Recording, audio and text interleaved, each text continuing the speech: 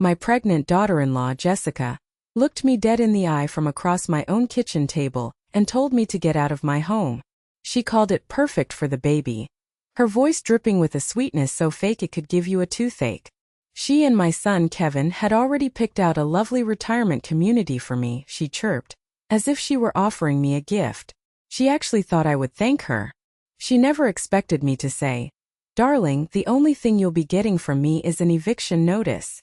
But she had no idea that I was already 10 steps ahead of her twisted little game. Before we get into the nitty-gritty of how I turned the tables on their greedy little plan, I'd love to know where you're all tuning in from. Drop your city or country in the comments, and let me know what time it is where you are. It's amazing to see how far these stories travel. Alright, let's get back to it. The morning had started with a deceptive tranquility.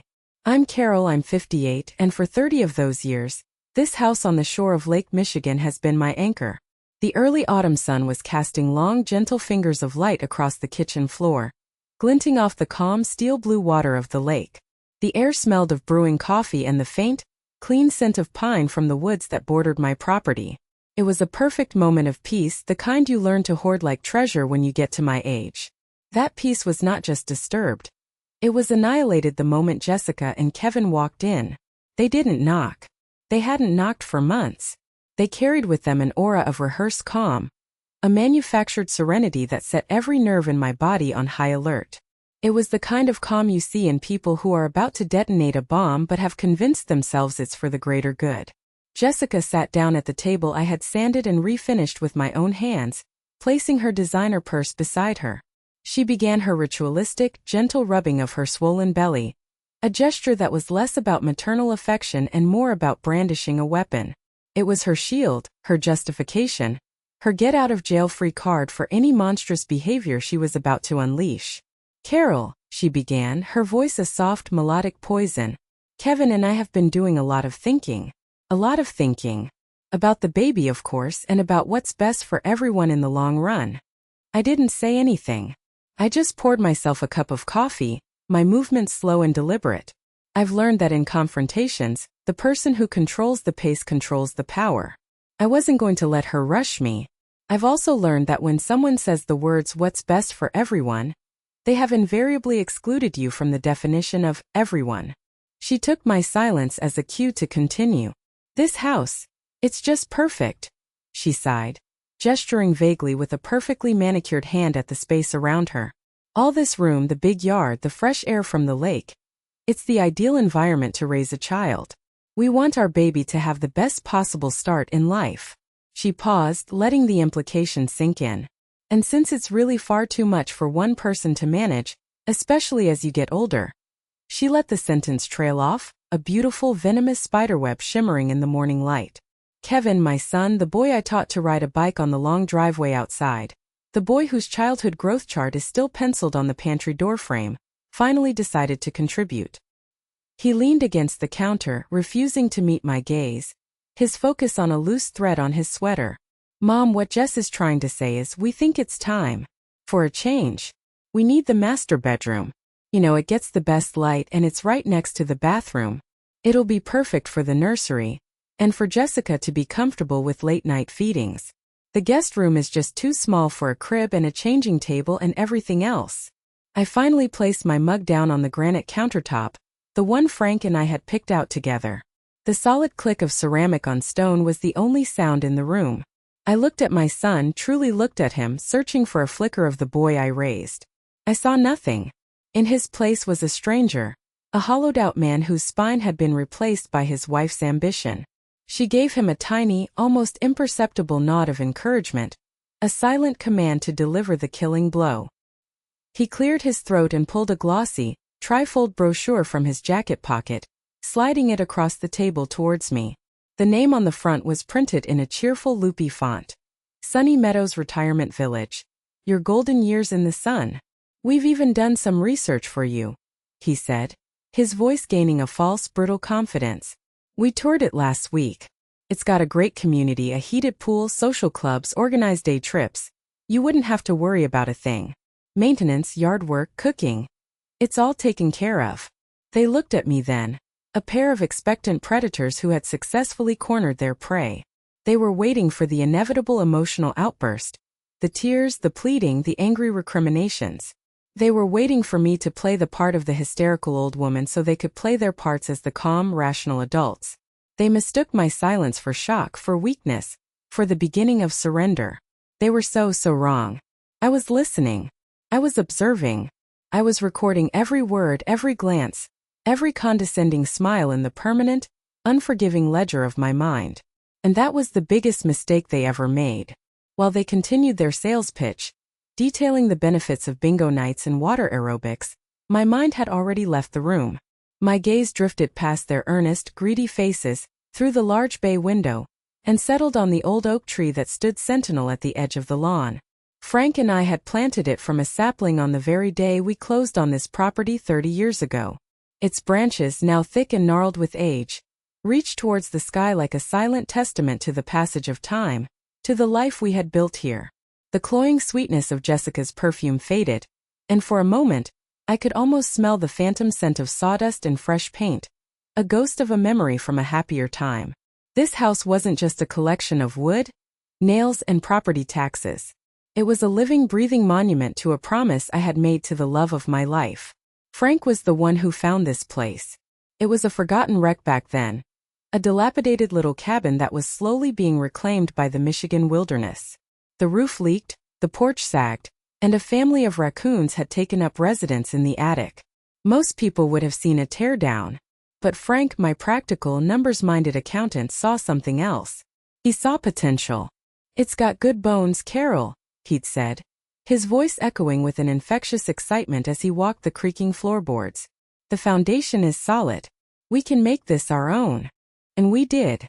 We poured every spare dollar and every weekend into this place. We weren't wealthy.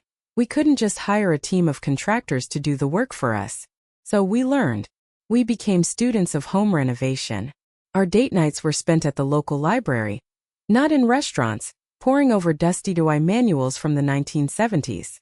Frank, a man who spent his days with ledgers and spreadsheets, discovered a hidden talent for plumbing. He taught me how to frame a wall, how to measure twice and cut once, how to lay tile in a perfect grid until my knees screamed in protest. He taught me how to spackle and sand until my arms felt like lead weights. He'd hold the ladder for me, his hands a steady, reassuring presence on the rungs, while I painstakingly painted the high, vaulted ceilings. And I'd bring him coffee, strong and black, just the way he liked it, while he patiently wired the new outlets, his brow furrowed in concentration. This house was our shared project, our canvas. The plans for the kitchen extension, the one they were now standing in, were first drawn on the back of a paper napkin at a Greasy Spoon diner down the road. We argued for a week over the exact shade of blue for the exterior siding, and then laughed until we cried when I accidentally glued my own fingers together while trying to repair a piece of trim. Every single board in this house, every nail driven home, every fresh coat of paint was a chapter in the story of our marriage. Our son Kevin was just a toddler then, a happy, oblivious little boy who would play with his colorful plastic trucks in the piles of sawdust at our feet. This house wasn't just built with our hands. It was built with our laughter, our arguments, our dreams, and our unwavering love for each other. Then one crisp Tuesday morning, Frank was gone. A massive, unexpected heart attack stole him from me, and my world didn't just tilt on its axis. It shattered into a million unrecognizable pieces. I was left alone in a half-finished house, surrounded by the ghosts of our shared projects. The silence was the worst part. It was a physical presence, a heavy blanket that smothered all the joy. For months I couldn't even bring myself to walk into the unfinished sunroom, where his tools still lay scattered on the floor, exactly where he'd left them. But one day, driven by a force I didn't understand, I walked into that sunroom, picked up his hammer, and felt its familiar weight in my hand. It was heavy with memory, with purpose. And in that quiet, dusty room, I made a promise to him, to the house, and to myself. I would finish what we started. I would not let his dream die with him. I learned to do the electrical work myself, my only teachers the patient, anonymous instructors in online videos. I installed the heavy sunroom windows one by one, my muscles screaming in protest. I built the grand stone fireplace in the living room with my own two hands, stone by heavy stone, each one a monument to my grief and my growing resilience. This house became my sanctuary, My reason to get out of bed in the morning. It was the last tangible piece of Frank I had left in the world. Jessica saw square footage and a prime lakefront location. She saw a valuable asset on a balance sheet, a convenient and free place to set up her perfect new life. She didn't see the sweat equity that had soaked into the floorboards. She didn't see the tears that had mixed with the wood stain on the window frames. She didn't see the ghost of my husband, smiling in the warm morning light that streamed through the very window he had taught me how to install. She had no idea that she wasn't just trying to take a house. She was trying to bulldoze my entire life. A few days after their grand proposal, the first real casualty of war occurred. It was a small thing, a seemingly insignificant detail, but it was the opening salvo in Jessica's campaign of psychological warfare. I reached into the kitchen cabinet for my favorite coffee mug, the one I used every single morning without fail. It was a simple, sturdy ceramic mug, a deep cobalt blue with a comfortable worn handle that fit my hand perfectly. It was the last gift Frank had ever given me, a silly, inexpensive present for our 25th anniversary that had become my most treasured possession. It wasn't there. In its place, pushed to the very front of the shelf, sat a garish hot pink monstrosity. It was covered in gold glitter that shed everywhere, and emblazoned on the side in a loopy, childish font were the words "Boss Babe." It was so utterly alien, so completely out of place in my quiet, understated kitchen, that for a moment I just stared at it, bewildered. I found Jessica in the living room, scrolling through her phone, a picture of serene self-absorption. I kept my voice even, a placid lake surface concealing the churning currents beneath. "Jessica, have you by any chance seen my blue coffee mug? The one that's usually on the top shelf." She looked up from her screen, and for a split second, I saw a flicker of something in her eyes, a tiny sharp glint of satisfaction, before it was expertly masked by a bright synthetic smile. "Oh, that old thing," she said, her voice light and breezy. "Carol, it had a nasty chip on the rim. I noticed it last week. It looks so dingy, and honestly it's probably not very hygienic to drink from a cracked mug. I did you a favor and tossed it out. But don't worry. I got you this pretty new one instead. It's much more cheerful, don't you think?" She gestured towards the kitchen with her phone. I didn't answer her. I didn't trust my voice. I just turned around, my body feeling strangely heavy, and walked back to the kitchen. I took the offensive Boss Babe mug, opened the cabinet under the sink where I keep the cleaning supplies, and buried it in the very back, behind the old bottles of drain cleaner and furniture polish. I made my coffee in a plain glass, and it tasted like ashes in my mouth. The invasion had begun, not with a loud declarative bang, but with the quiet, deliberate shattering of something precious and irreplaceable. It was a test, a calculated probe of my defenses. She was seeing how far she could push, how much she could take before I would react. And in that moment I made a cold, conscious decision. I would let her think she was winning. I would play the part she had cast for me, the frail, aging mother-in-law, too mired in grief or too timid by nature to fight back. Let her get comfortable. Let her grow arrogant in her underestimation of me. The next day, it was the soft, worn throw pillows on the living room couch, the ones I'd had for years, replaced by scratchy sequin monstrosities that were impossible to lean against. Then the subtle, clean scent of my home, a mix of lemon polish and fresh air from the lake, was systematically overpowered by the cloying chemical smell of her floral plug-in air fresheners. It was a slow, creeping occupation, an assault on the senses. Each change was small, easily dismissible on its own, but taken together, they formed a clear and undeniable pattern. A deliberate, systematic erasure of my presence in my own home. She wasn't just moving in, she was actively, methodically moving me out, one memory, one object, one scent at a time. But what she didn't know was that every night, after she and Kevin were asleep, I would sit in the quiet of my office and document every single transgression. The date, the time, the item, the condescending excuse she'd offered. My little black notebook was filling up fast, and it was becoming the most important and most dangerous document in the house. The breaking point, the moment this Cold War of domestic attrition escalated into a full-blown, no-holds-barred declaration of war, was the day she came for Frank's chair. It wasn't an objectively beautiful piece of furniture. It was a large, slightly overstuffed leather armchair, a deep burgundy color. The leather was cracked and softened with age, and the seat bore the permanent, comfortable indent of the man who had sat in it for the better part of 2 decades. It occupied a sacred space in our living room, nestled in the curve of the large bay window that overlooked the lake. It was Frank's throne. It was where he would sit every evening after work, reading the paper, a glass of whiskey on the small table beside him, with the golden light of the setting sun warming his face. After he passed, it became my sanctuary. It was where I drank my morning coffee, where I watched the dramatic thunderstorms roll in over the water, where I felt closest to him. It was more than a piece of furniture. It was a memorial, a tangible link to the best years of my life. I came home from my weekly grocery run one Tuesday afternoon, my arms laden with bags, to find the chair gone. The space by the window was a jarring, painful void. The room felt unbalanced, wrong. My heart hammered against my ribs. I dropped the grocery bags on the kitchen floor. I think a carton of eggs broke, but I didn't care, and began a frantic search of the house, a knot of pure dread tightening in my chest. I finally found it.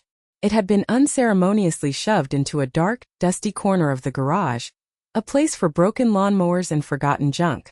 A hideous, brightly colored beanbag chair, no doubt for the baby, sat in its place by the window. Jessica appeared in the doorway connecting the garage to the kitchen, wiping her hands on a dish towel, the picture of domestic efficiency. "Oh, there you are," she chirped, her voice gratingly cheerful. "What do you think?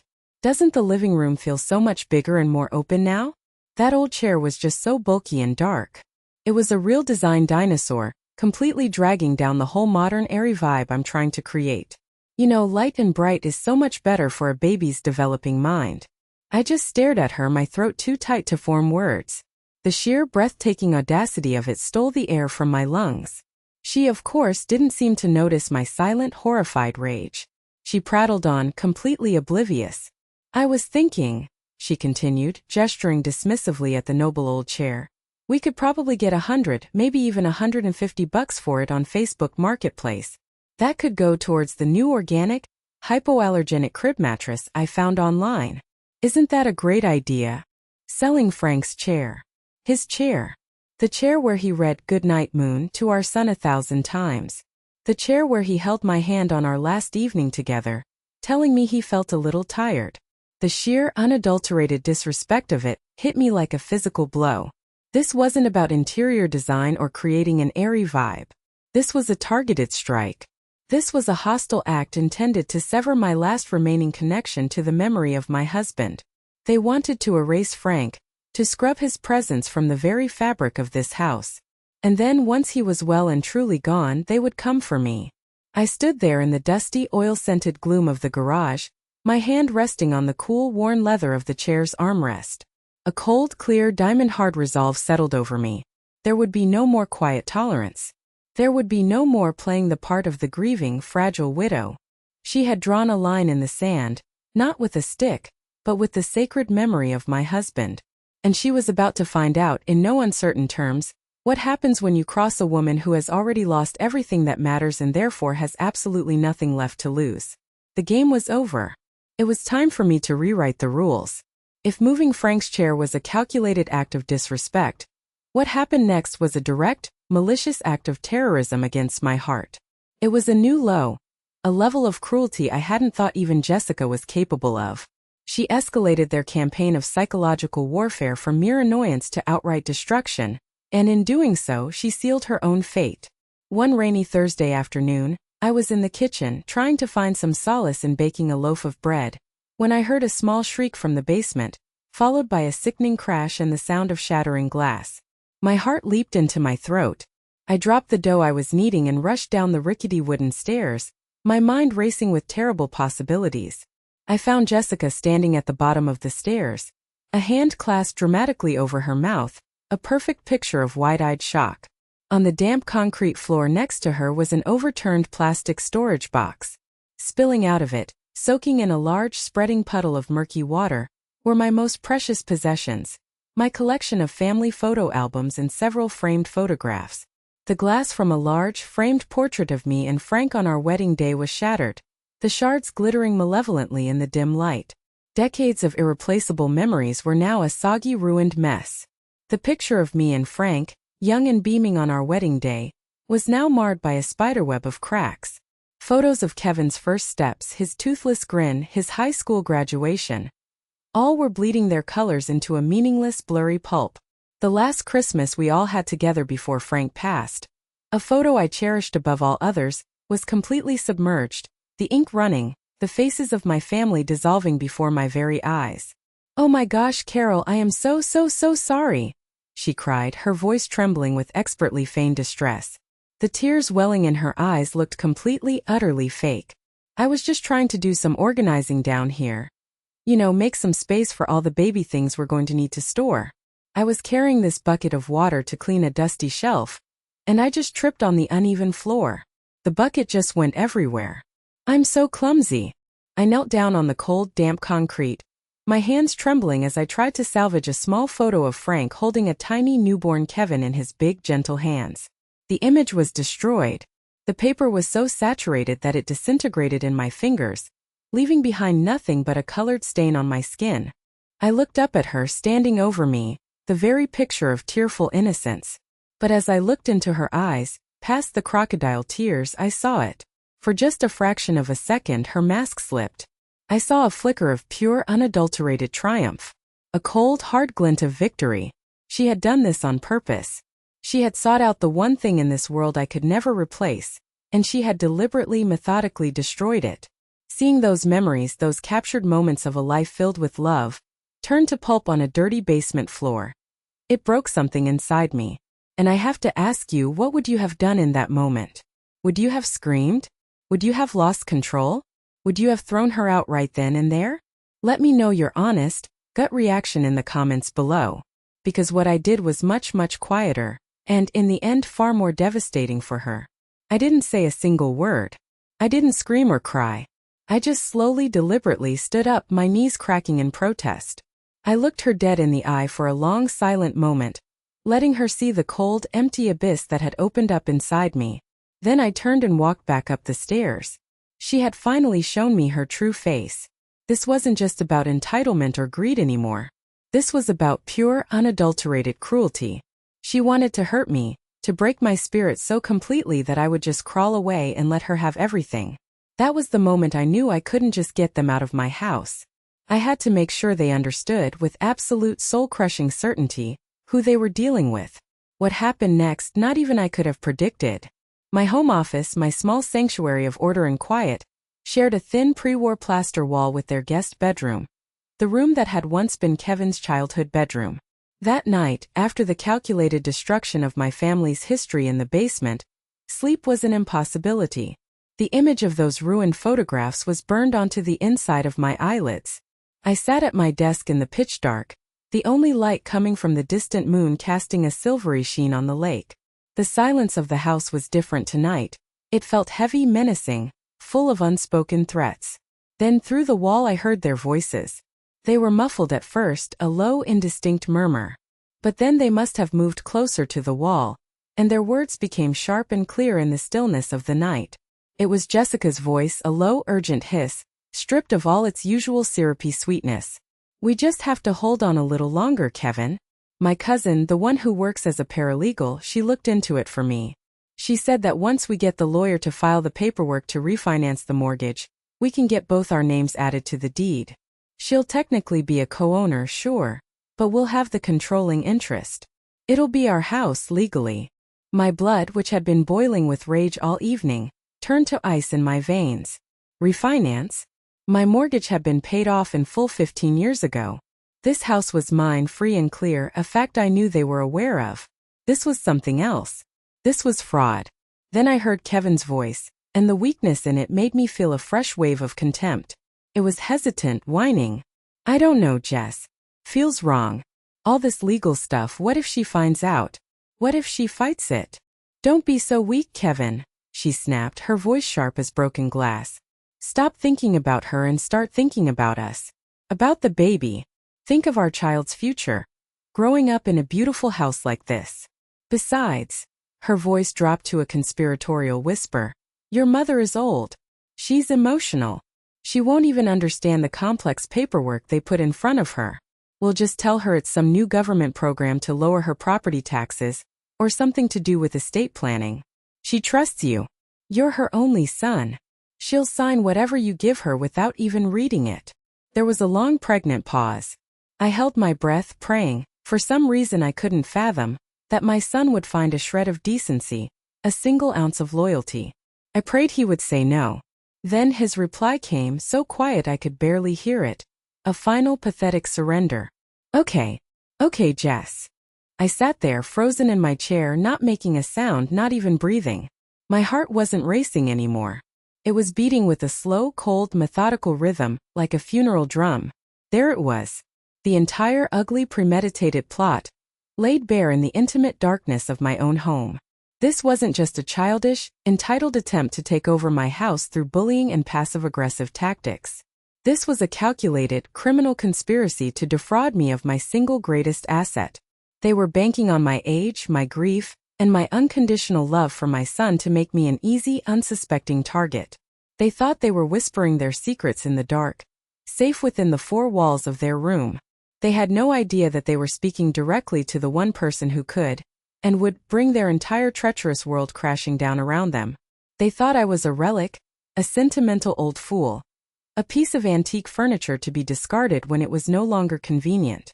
They were about to learn a very hard, very expensive lesson about underestimating the woman who had single-handedly built the very walls that were now betraying their secrets.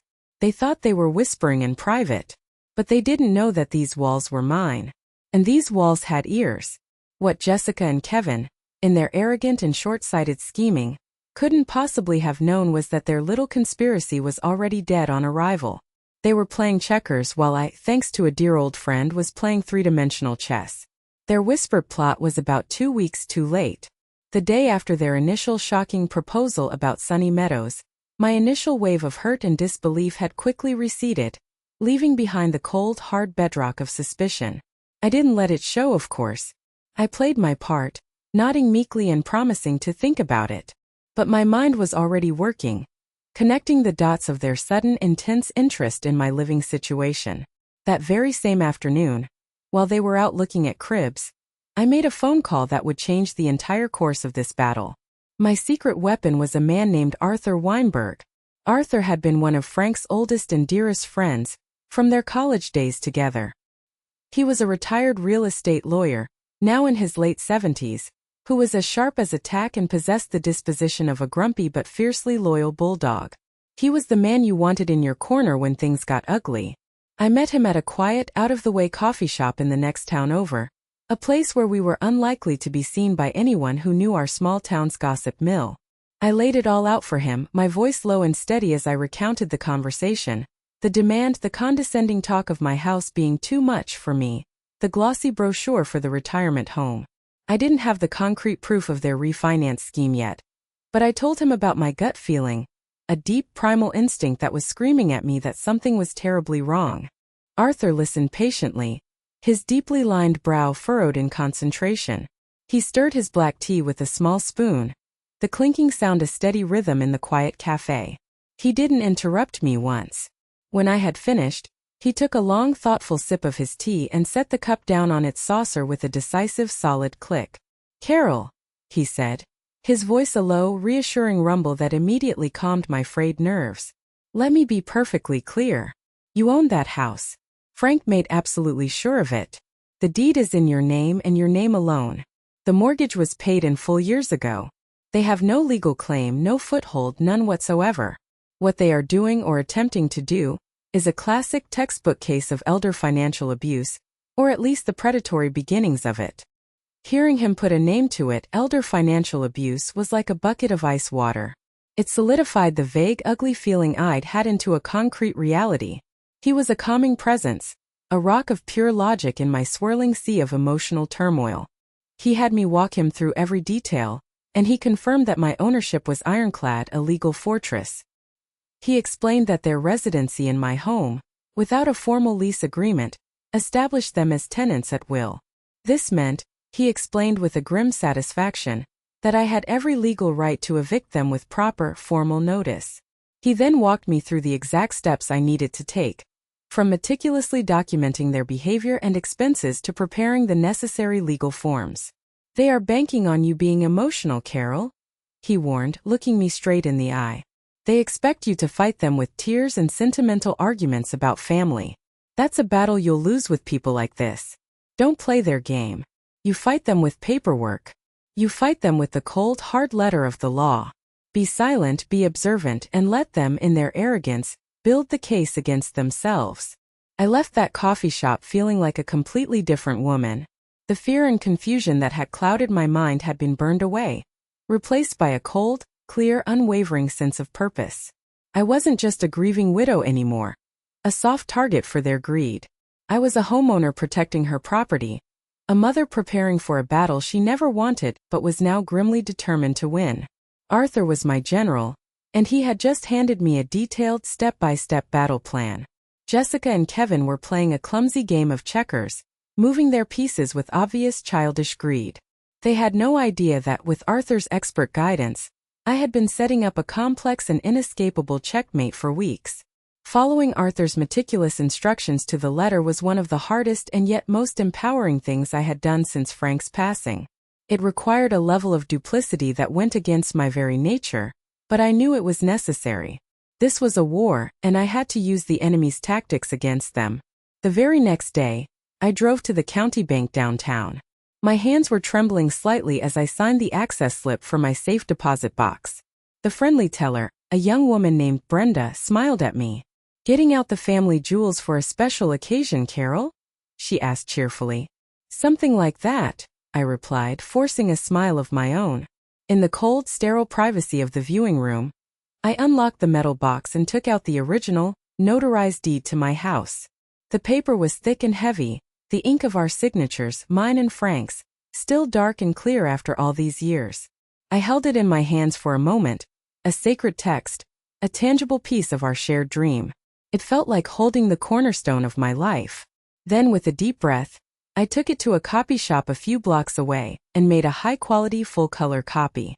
The original deed, the legally binding document, went right back into the cold, dark safety of the safe deposit box. It was untouchable, beyond their reach. The copy, however, I took home. It was my Trojan horse. I deliberately aged it a little, folding it and unfolding it a few times to create soft creases, even rubbing a tiny bit of dust on it to make it look like it had been sitting in a drawer for years. Then I placed it in the top drawer of my office desk, underneath a stack of old, paid utility bills and some outdated stationery.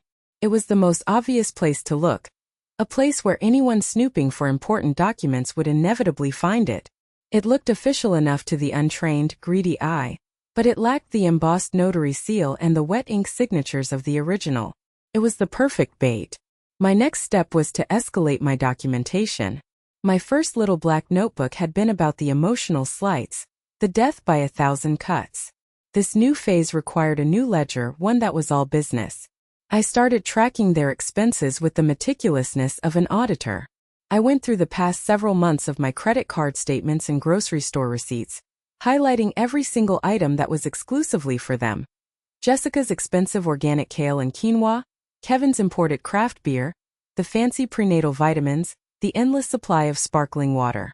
I calculated their exact portion of the monthly utility bills, the extra water for Jessica's long, hour-long baths, the electricity for the giant energy-sucking television they had installed in their room, the high-speed internet they used constantly. I was building a case, a meticulous, undeniable record of their financial vampirism. All the while, I perfected my performance as the defeated, fading matriarch. I became a ghost in my own home. I was quiet, withdrawn, and almost pathologically agreeable. When Jessica announced that she was going to paint the guest bathroom a hideous shade of Pepto-Bismol pink, I just nodded and said, "That's nice, dear. I'm sure it will be lovely." When Kevin informed me that they had ordered a top-of-the-line, $1,000 crib and were having it delivered to the house, I simply said, "Please make sure the delivery men don't scratch the hardwood floors in the hallway." I let them see a woman who was receding, fading into the background of her own life. I allowed them to grow confident, even arrogant, in their belief that they had already won, that my spirit was broken. Every condescending smile from Jessica, every guilt-ridden, averted gaze from Kevin, was another piece of evidence, another nail they were hammering into their own coffin. They thought my silence was the sound of surrender. In reality, it was the sound of a perfectly laid trap, the quiet, patient click of the mechanism being set. The bait was in place. Now, all I had to do was wait for the rats to scurry out of the shadows and into the open. The moment of truth arrived on a crisp Tuesday morning, exactly 1 month to the day after their initial ambush. The air in the kitchen was thick with a palpable tension, a heavy, unspoken anticipation that only I seemed to fully appreciate. Jessica, in a grand display of performative domesticity, made pancakes from scratch. She hummed a cheerful, off-key tune as she flipped them, moving around my kitchen as if she were the gracious lady of the manor hosting a celebratory brunch. The smell of butter and maple syrup was cloying, almost sickeningly sweet, a stark contrast to the bitter reality of the situation. They allowed me to finish my first cup of coffee before they made their final decisive move. They clearly wanted me caffeinated and alert for this. It was Kevin who took the lead this time, a clear sign that they had rehearsed this moment. He slid a thick, glossy envelope across the polished wood of my dining table, the one Frank had spent a whole summer refinishing. He still couldn't quite look me in the eye. His gaze was fixed on a point just over my left shoulder. "Mom," he began, his voice strained and unnaturally formal. "We've gone ahead and taken care of everything. We wanted to make this as easy for you as possible." He tapped a finger on the envelope. "This is the welcome packet for your new apartment at Sunny Meadows. We paid the security deposit and the first month's rent for you. It's a lovely one-bedroom unit on the ground floor, so you won't have to worry about stairs. They're expecting you to move in at the end of the month." Jessica beamed, placing a proprietary hand on his arm, a gesture of both support and control. "We wanted to make the transition as smooth as possible for you," she said, her voice dripping with the same false, saccharine concern she had used from the beginning. "It's all done. You don't have to worry about a single thing. It's all done." 2 little words delivered with such breathtaking, arrogant finality, as if I were a problem that had been neatly and efficiently solved, a piece of old, inconvenient business that had been concluded and filed away. They looked at me, their faces a mixture of feigned sympathy and barely concealed impatience, waiting for my response. They expected me to finally open their envelope to see the printed, undeniable finality of it all, and to finally mercifully break. I ignored the packet from Sunny Meadows as if it were a piece of junk mail. I slowly, deliberately, picked up my linen napkin, wiped my mouth, folded it into a neat, precise square and placed it beside my plate. My movements were unhurried, almost ceremonial. I looked at Kevin, then at Jessica, holding each of their expectant gazes for a long, uncomfortable moment. My voice, when I finally spoke, was unnaturally calm, eerily steady, devoid of any emotion at all. "Did either of you," I asked, my question slicing through the quiet room like a shard of ice, "ever once in all your thoughtful planning stop to ask me if I was leaving?" Jessica's practiced smile faltered for just a fraction of a second. A flicker of annoyance crossed her face before she quickly composed herself. She glanced at Kevin, a silent communication passing between them, before turning back to me, her sympathy mask firmly back in place. "Oh, Carol, we know this is hard. We understand you're attached to this place. But it's for the baby. He needs stability. He needs this space. We're doing what's best for the family." I stared at her, then down at the offensive envelope from Sunny Meadows. I gave a slow, deliberate nod, as if considering her words. "Actually, my dears," I said, a faint, cold, humorless smile touching my lips for the first time in weeks. "Speaking of what's best for the family, there are some other papers you need to see first." I pushed my chair back from the table, the legs scraping softly against the hardwood floors Frank and I had installed together. The sound seemed to echo in the cavernous silence that had fallen over the room. I walked down the hall to my office, my steps measured and confident, each one a small drumbeat marking the beginning of their end. I could feel their confused, irritated eyes on my back, wondering what new pathetic emotional plea I was about to make. I returned a moment later holding a large, unassuming manila envelope of my own. It felt heavy in my hand, heavy with the satisfying weight of justice. I placed it on the table, directly between the butter dish and their glossy envelope of betrayal. "Read this," I said, my voice quiet but firm. Kevin hesitated, looking at the envelope as if it were a venomous snake. But Jessica, ever impatient and arrogant, snatched it and tore it open with a flick of her wrist. Her face, a moment ago so full of smug pity, began a fascinating transformation as she pulled out the first document. Her eyes widened. Her perfectly painted lips parted slightly. Her mouth began to twitch. What is this?" she stammered, her voice losing its melodic quality and becoming thin and reedy. "That," I said, taking a calm, leisurely sip of my now lukewarm coffee, "is a certified, notarized copy of the deed to this house, which I retrieved from my safe deposit box yesterday. You'll note, if you read it carefully, that it has only one name on it. Mine. I am the sole and undisputed owner of this property, free and clear of any liens or encumbrances." Kevin snatched the paper from her trembling fingers. His face went from pale to a sickly, greenish-white as he read it, his brain finally processing the legal, ironclad finality of the words. The flimsy, non-notarized copy they had likely found in my desk was now revealed for what it was. A worthless piece of paper. Jessica, recovering with surprising speed, scoffed, trying to regain control. "This is just a technicality. Piece of paper. We're family, Carol. That means more than some legal document." "I'm so glad you brought up the concept of family," I continued, my voice as cool and smooth as polished steel. I reached into my manila envelope again. "Because families are supposed to help each other out, aren't they? They don't take advantage of one another.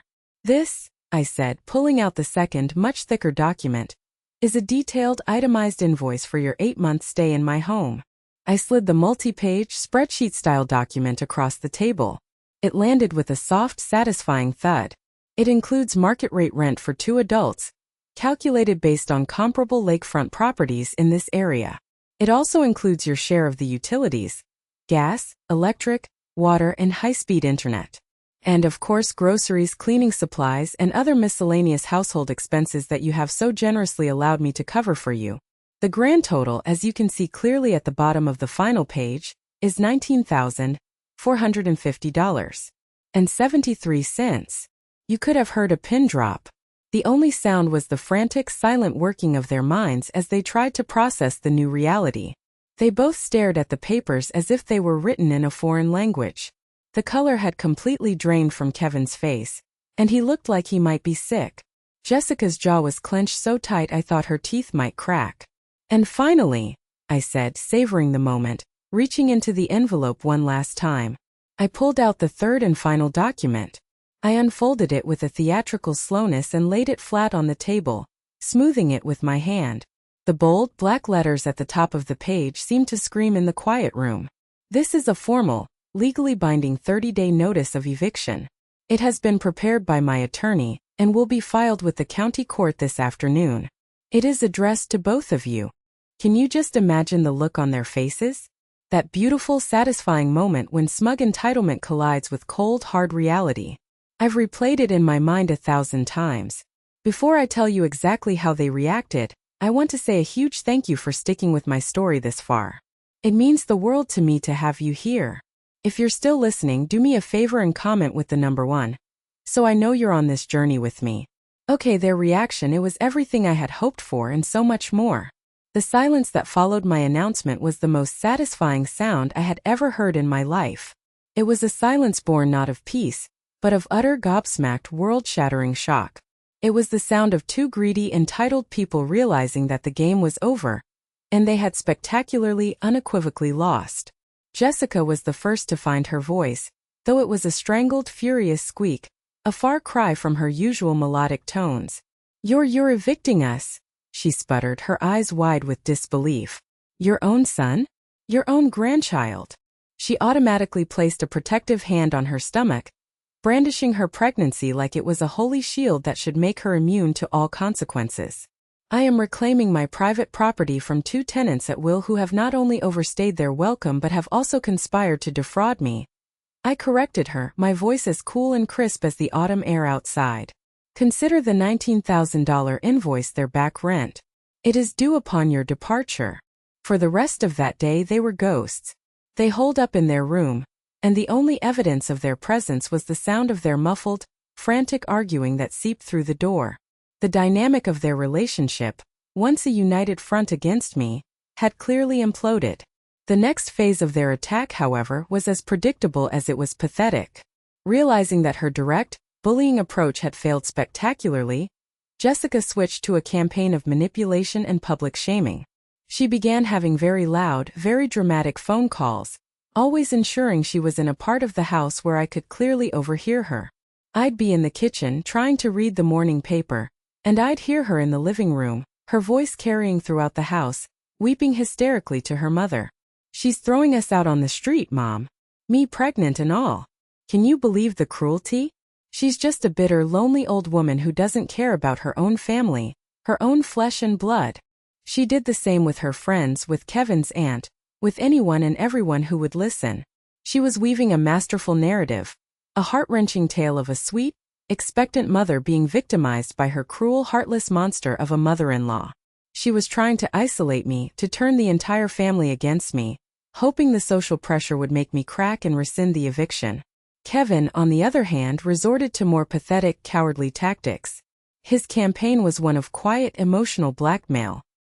He started leaving little, folded notes for me in places he knew I would find them, tucked under my coffee mug in the morning. "Mom, please don't do this. We can work this out." Taped to the refrigerator door. "Think of the baby. This dress isn't good for him." Slipped under my bedroom door at night. "Can we please just talk? I miss my mom." I ignored them all. I swept the notes into the trash without a second thought. There was nothing left to talk about. Their actions, their whispered conspiracy in the dead of night, had spoken far louder and more honestly than any desperate, self-serving note ever could. They were trying to play two different games, a coordinated pincer movement of public shaming and private guilt-tripping. She was playing the martyr to the outside world, while he was playing the remorseful, misunderstood son to me. They were both desperate, and their desperation was making them sloppy and predictable. They thought they were fighting for a house. I was fighting for my life, my legacy, my sanity, and my peace of mind. And I had absolutely no intention of losing. They had forgotten one fundamental rule of warfare. You don't start a war in someone else's house. Because they will always have the home field advantage. With a week left to go before the eviction deadline, the atmosphere in the house had become toxic, a thick, unbreathable soup of resentment and silent hostility. Jessica had escalated her tactics to a childish, passive-aggressive level.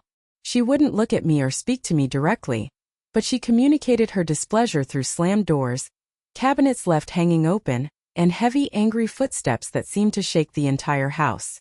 It was during that tense, miserable final week that Kevin finally cornered me, seeking an absolution I was no longer willing to give.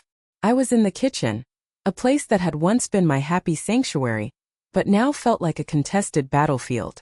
I was slicing apples for a pie, the simple, repetitive motion of the knife a small, calming ritual in the midst of the chaos. He appeared in the doorway like a ghost, looking haggard and defeated. He was pale with dark, bruised-looking circles under his eyes. His usual confident, almost arrogant posture had been replaced by a weary, defeated slump. He looked like a man who hadn't slept in days. "She tricked me," he mumbled, his voice so low and hoarse I barely heard him. He wouldn't look at me, his gaze fixed on the worn linoleum floor as if it held the answers to all his self-inflicted problems. I didn't stop slicing the apple. The rhythmic thump-thump-thump of the knife on the cutting board was the only sound for a long moment. Slice. Core. Slice. I finished the entire apple, placing the slices neatly in a bowl of lemon water to keep them from browning. I placed the knife down deliberately on the cutting board and wiped my hands slowly on a dish towel. Only then did I turn to face him, my expression a blank, unreadable mask. "She tricked you," I repeated, my voice devoid of any sympathy, any warmth. It was flat and cold. "Really, Kevin? She tricked you into agreeing to a complex legal scheme to put my house in your names? She tricked you into calling me old and incompetent behind my back in my own home? She tricked you into standing by silently, day after day, while she systematically dismantled my life, destroyed my memories, and tried to ship me off to a nursing home to be forgotten." He finally looked up, and his eyes were glassy with a pathetic, pleading self-pity. "I didn't know about the baby, she told me it was mine. I swear. That's why I went along with it all. I was just trying to do the right thing. I wanted to provide for my son, give him a good home. It was the ultimate excuse, the last-ditch desperate effort to absolve himself of all responsibility and recast himself as a noble, misguided victim. I felt a surge of something inside me, not anger, not anymore. It was a profound, weary, and soul-crushing disappointment. The disappointment of a mother realizing her son was not the man she thought she had raised. It was never really about the baby, Kevin, I said, my voice cutting through his pathetic defense like a surgeon's scalpel. Don't you dare hide behind a child that isn't even born yet. It was about the house. The baby was just her leverage, the perfect excuse, and you were her willing, eager accomplice. You weren't tricked. You saw an easy path to a $500,000 lakefront property and you took it, because it was easier than working for it yourself. You stood by and watched her disrespect me, disrespect the memory of your father, and you did nothing. You chose her and her greedy, ugly plan over your own mother. That wasn't a trick, Kevin. That was a choice. Your choice. He flinched as if I'd physically slapped him. The truth, when delivered so bluntly, can be a brutal thing. He wanted my forgiveness. He wanted my absolution. He wanted me to tell him he was still a good man who had just made a terrible mistake. But I wouldn't give it to him. He had made his bed, a bed furnished with greed, cowardice, and profound disrespect, and now he was going to have to lie in it. I had no more comfort, no more maternal softness to offer him. The worst part for him, however, the real soul-shattering consequence of his choices, was yet to come. That night, the house, which had been simmering with a low-grade toxic tension for weeks, finally erupted. The argument that exploded from behind their closed bedroom door was unlike any of the previous muffled disputes. This was a full-blown screaming match, a primal ugly battle. Her voice was high and shrill, laced with a raw animalistic panic. His was a low, agonized rumble, punctuated by roars of disbelief and fury. I heard a loud crash, the distinct sound of something heavy, perhaps a lamp, being thrown against a wall. Then, a door slammed with such concussive violence that I felt the vibration through the floorboards of my office. After that, a sudden, profound silence descended upon the house. It was a heavy, final kind of quiet, the silence of a battlefield after the fighting is over. The next morning, an email from Arthur was waiting in my inbox. The subject line was simply, "Thought you should see this." There was no other text, just a link. My hand was trembling slightly as I clicked on it. The link took me to a post on a popular Reddit forum, a subreddit called Am I the Asshole? The anonymous username, ThrowawaySun92, was irrelevant. The story, laid out in raw, agonizing detail, was unmistakably Kevin's. The title of the post was a novel in itself. Forgetting a secret, non-invasive paternity test, and then exposing my fiancée in front of our entire families after I found out she lied about the baby being mine in a scheme to steal my widowed mother's house? I sat down heavily at my kitchen table, the coffee in my mug growing cold and forgotten, and I read the whole sordid, tragic tale from the perspective of a repentant stranger. He laid it all out, every ugly detail, for the judgment of the internet. He wrote about his entitled fiancée and her carefully orchestrated plan. He described how she had moved into his mother's home and systematically tried to push his mother out, emotionally and physically. He confessed to his own weakness, his own complicity in her scheme to get their names on the deed to the house. Then came the bombshell, the plot twist I hadn't seen coming. He wrote that after my eviction notice, his suspicions about Jessica's timeline and her increasingly erratic behavior had grown. He described in meticulous detail how he had secretly collected a fallen hair from her hairbrush and one of his own, and sent them to an online DNA lab for a non-invasive prenatal paternity test. He had just gotten the results back the previous evening. There was, the report stated with cold scientific certainty, a 0% probability that he was the biological father. The post concluded with the story of their final, explosive confrontation. He had presented her with the report. She had, after a brief, hysterical denial, confessed everything. She had been having an affair with her married, wealthy boss the entire time. The baby was his. The entire plan, the pregnancy, the engagement, the move into my house, had been a desperate, calculated scheme to trap a new provider after her affair had been discovered by her lover's wife. I leaned back in my chair and let out a long, slow breath that I felt like I'd been holding for months. It wasn't shock. It wasn't even joy.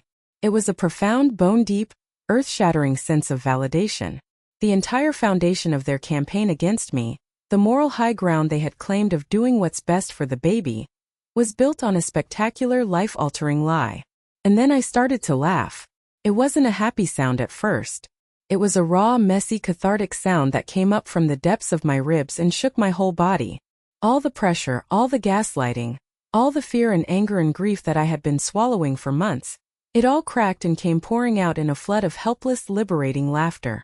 Jessica's beautiful house of cards, which she had built with such careful, malicious precision, hadn't just been knocked over. It had been nuked from orbit by a single, undeniable and beautifully ironic truth. And now all that was left for me to do was to sit back and watch the fallout. The end, when it finally came, was swift, silent, and utterly devoid of the high drama that had preceded it. The next morning, a gleaming black BMW 7 Series, a car I had never seen before, pulled silently into my driveway. The man who emerged from the driver's seat was older, probably in his late 50s, with silvering hair and an expensive tailored suit. He wore his wealth and his boredom like a shield. He didn't even bother to get out of the car and come to the door. He just sat there, engine idling, and sent a text. A few moments later, Jessica walked out of my front door for the last time. There were no tears, no final dramatic confrontation, no screaming recriminations. She was a portrait of cold, collected, almost reptilian composure. Her hair was perfectly styled, her makeup flawless. She pulled two large, expensive-looking suitcases behind her, a designer purse slung over her shoulder. She looked for all the world like she was heading off on a luxury vacation, not being exiled in disgrace from a life she had tried to steal. She didn't look back at the house, the home she had so desperately coveted. She didn't look for Kevin. Her eyes were fixed forward on the expensive car and the new life it represented. She simply walked to the waiting BMW, got into the passenger seat, and shut the door with a soft, final, almost silent click. The car reversed smoothly out of the driveway and disappeared down the road as silently as it had arrived. And just like that, after months of turmoil, she was gone. Kevin stood at the large front window for a long, long time after the car had disappeared from view, just staring down the empty road. He looked like a man who had just witnessed a shipwreck that he himself had helped to cause. He looked lost, hollowed out, a ghost in his own childhood home. An hour later, he came downstairs carrying a single beat-up, faded green duffel bag. All his worldly possessions, it seemed, could fit into that one sad bag. His face was a gray, empty mask, his eyes red-rimmed and vacant. He walked past me in the hallway where I was standing, not saying a word. He placed a single, sealed white envelope on the small mahogany table by the door. "I'm sorry, Mom," he whispered, his voice hoarse and broken. It was the only thing he said. I didn't answer him. I didn't offer a hug or a word of comfort. There was nothing left to say. I just stood on the porch, my arms crossed against the morning chill, and watched him get into his dented old Honda Civic. I watched him pull out of the driveway of the house he grew up in, the house he had so casually and cruelly tried to steal. I watched my son, the boy whose now ruined baby pictures were still in a soggy box in the basement, drive away until his car was just a tiny, insignificant speck in the distance. After his car was gone, and the silence of the street returned, I walked back inside. The silence in the house was different now. It wasn't tense or heavy with unspoken anger. It was clean. It was pure. It was mine. I picked up the letter he had left on the table. I could feel the folded paper inside.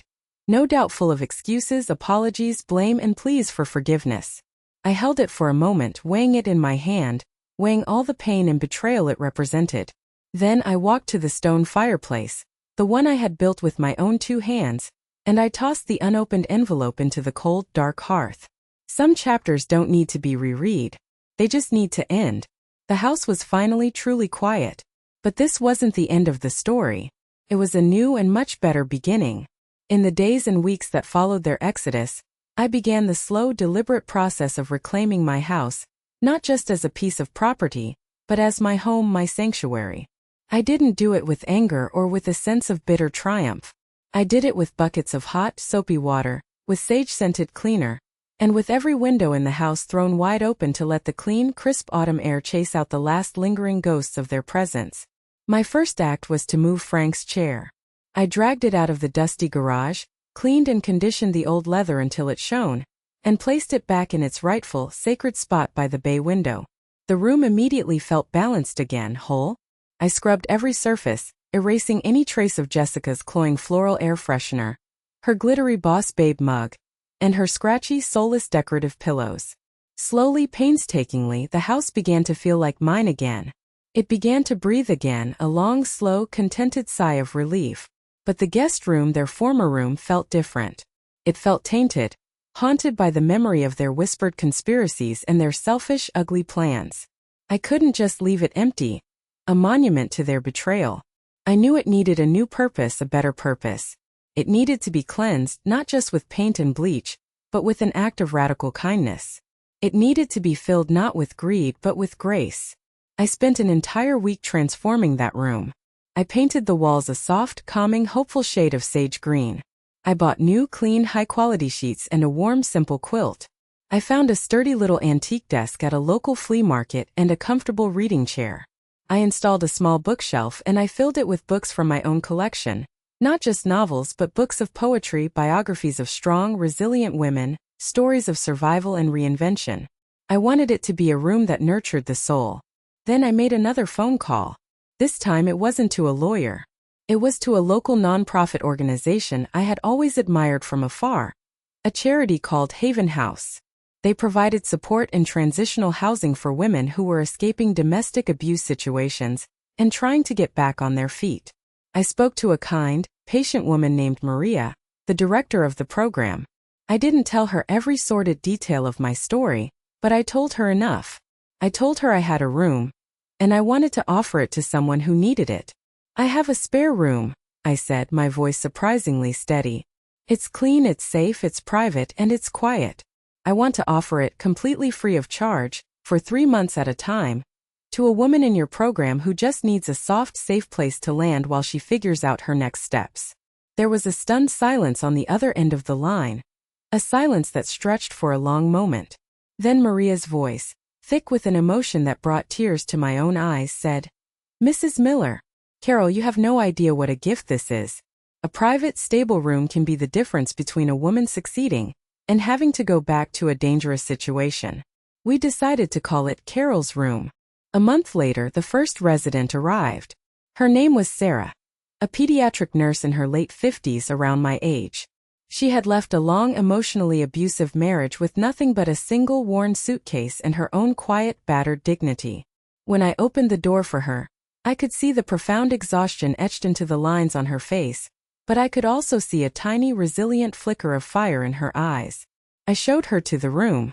She stood in the doorway for a long time, just looking, her hand going to her mouth. It's beautiful," she whispered, her voice cracking. I handed her the key, a simple, solid brass key. "It's all yours for as long as you need it," I told her. "Welcome home." For the first time in what looked like a very, very long time, she smiled a real, genuine, watery smile. And for the first time in months, my house truly, deeply felt like a home again. That was 6 months ago. Sarah stayed for 3 wonderful, healing months. She was quiet, respectful, and possessed a gentle kindness that seemed to seep into the very walls of the house. We fell into a comfortable, easy rhythm. We'd share coffee in the mornings, sitting in the sunroom I had finished for Frank, talking about our lives, our losses, our children, and our hopes for the future. We were 2 women of a certain age, from different walks of life, who had both been underestimated and discarded, and we found a quiet strength in each other's company. When she left, it was to move into her own small, sunny apartment, her head held high, her spirit restored, ready to start her new life. We still talk on the phone every week. Now a new woman, a talented young artist named Chloe who escaped a controlling relationship, is living in Carol's room. The house is now filled with the faint, pleasant, earthy smell of her oil paints and the sound of soft classical music that drifts from her room in the afternoons. It's a happy house again. It's a productive house. It's a house with a purpose. I often sit here in Frank's chair in its proper, honored place by the window, and look out at the ever-changing moods of the lake. I think about the ugly, painful battle I fought for this place. I realize now that I didn't just fight for a piece of property. I fought for my identity. Jessica and Kevin tried to define me, to shrink me down into a convenient one-dimensional caricature. The old, useless, grieving widow who was in the way. They tried to erase my past by destroying my memories and steal my future by exiling me to a place of irrelevance. But they failed. They failed because they fundamentally misunderstood the nature of strength. They thought it was about aggression and taking. They didn't understand that true strength is about endurance, resilience, and the quiet, unyielding power of holding on to who you are. This house is no longer just a memorial to my husband and the life we built. It's a testament to my own survival, my own strength. It's a living, breathing sanctuary, not just for me, but for other women who need a safe harbor to rest and repair their wings before they can fly again. The silence I sit in now isn't the heavy, suffocating silence of loneliness. It's the rich, profound, and deeply peaceful silence of contentment. A peace I fought for and a peace I earned. This house, this sanctuary, is a legacy Frank would have been incredibly proud of. It is now my legacy, too. This story isn't just about walls and a roof and a beautiful view. It's about reclaiming your space, your dignity, and your own narrative when someone tries to violently rip it away from you. It's about the crucial understanding that your value doesn't diminish just because someone else, blinded by their own greed and selfishness, fails to see it. If you or someone you know has ever had to fight a similar battle, big or small, to protect what is rightfully yours, to defend your own story, I would be honored if you shared your experience or your feelings in the comments below. There is so much strength and solidarity in knowing that you are not alone in your struggles. Thank you so much for listening to my story today. Please don't forget to like this video if it resonated with you in any way. And subscribe for more stories of resilience, justice, and the incredible strength of the human spirit.